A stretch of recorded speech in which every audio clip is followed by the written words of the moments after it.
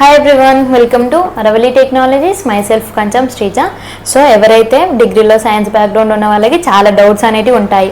అసలు higher studies అనేటివి ఏం చేయాలి, ఎంఎస్సీ ఇన్ కెమిస్ట్రీ చేస్తే బాగుంటుందా, ఎంఎస్సీ ఇన్ జువాలజీ చేస్తే బాగుంటుందా, ఎంఎస్సీ ఇన్ బాటనీ చేస్తే బాగుంటుందా, దేంట్లో ఎలాంటి సబ్జెక్ట్స్ ఉంటాయి, మనకి ఎలాంటి జాబ్ రోల్స్ అనేవి ఉంటాయి, ఎంత శాలరీ అనేది ఉంటుంది, ఇలా చాలా డౌట్స్ ఉంటాయి.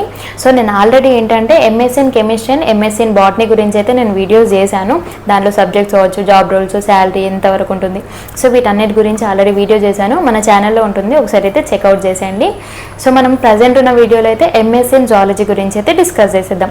మనకి ఎంఎస్సీ ఇన్ జువాలజీ అంటే ఏంటి, ఫస్ట్లీ ఎంఎస్సీ ఇన్ జువాలజీ చేయడానికి ఎలిజిబిలిటీ ఏంటి, ఎన్ని ఇయర్స్ డ్యూరేషన్ అనేది ఉంటుంది, ఎలాంటి సబ్జెక్ట్స్ ఉంటాయి, మనం ఎంఎస్సీ ఇన్ జువాలజీ అనేది కంప్లీట్ చేశాక మనకి ఎలాంటి జాబ్ రోల్స్, శాలరీ అనేది ఇంతవరకు వస్తుంది. సో వీటన్నిటి గురించి డిస్కస్ చేసేద్దాం. ఎక్కడా కూడా స్కిప్ చేయకుండా ఎండ్ వరకు అయితే చూసేయండి. సో ఎంఎస్సీ ఇన్ జువాలజీ చేయడానికి డ్యూరేషన్ అనేది చూసుకుంటే అయితే మనకి ఏ పోస్ట్ గ్రాడ్యుయేషన్ అయినా 2 years కాబట్టి అలాగే ఎంఎస్సీ ఇన్ జువాలజీ కూడా మనకి 2 years ఉంటుంది.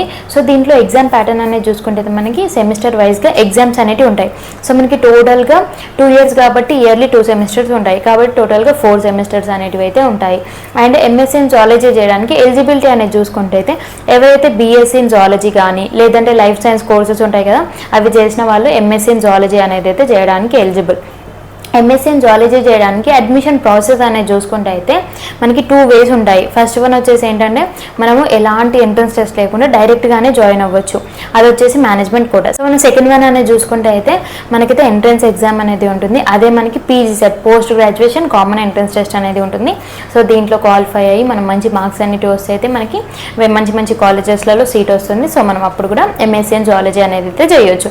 అండ్ అలాగే మనకి ఎంఎస్సీ ఇన్ జువాలజీలో ఎలాంటి సబ్జెక్ట్స్ ఉంటాయి అనేది అయితే చూసేద్దాం. ఎంటోమాలజీ ఉంటుంది, మైక్రోబయాలజీ ఉంటుంది, జెనెటిక్స్ ఉంటుంది, ఎకాలజీ ఉంటుంది, సో మెరైన్ బయాలజీ ఉంటుంది, కన్జర్వేషన్ బయాలజీ ఉంటుంది. సో ఇవి వచ్చేసి మనకి ఎంఎస్సీ ఇన్ జువాలజీలో ఉండే సబ్జెక్ట్స్. సో మనకి ఎలాంటి జాబ్ రోల్స్ ఉంటాయి అనేది అయితే చూసేద్దాం. కన్జర్వేషన్ బయాలజిస్ట్ ఉంటుంది, వైల్డ్ లైఫ్ బయాలజిస్ట్ ఉంటుంది, అలాగే ఎన్విరాన్మెంటల్ కన్సల్టెంట్ ఉంటుంది.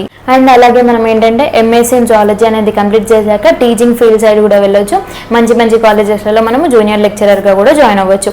లేదు అనుకుంటే మనం హైయర్ స్టడీస్ అనేటివి చూసుకుంటే అయితే మనకి ఎంఎస్సీ ఇన్ జువాలజీ అనేది కంప్లీట్ చేశాక పిహెచ్డి వరకు కూడా వెళ్ళొచ్చు. అండ్ లాస్ట్లీ మనం శాలరీస్ అనేటివి చూసుకుంటే అయితే మనకి 2.5 lakhs నుండి 4 lakhs per annum కూడా ఉంటుంది. సో మనకి ఏంటంటే స్పెషలైజేషన్ కావచ్చు, అంటే మనం చూస్ చేసుకునే జాబ్ రోల్ కావచ్చు, మనకు ఉండే ఎక్స్పీరియన్స్ కావచ్చు, లేదంటే మనకి లొకేషన్ కావచ్చు. సో వీటన్నిటిని బేస్ చేసుకొని శాలరీ అనేది అయితే ఉంటుంది. సో ఇది వచ్చేసి మనకి ఎంఎస్సీ ఇన్ జువాలజీ కోర్స్ యొక్క డీటెయిల్స్. సో దీంట్లో మీకు ఇంకేమైనా డౌట్స్ ఉంటే కామెంట్ బాక్స్లో కామెంట్ చేయండి.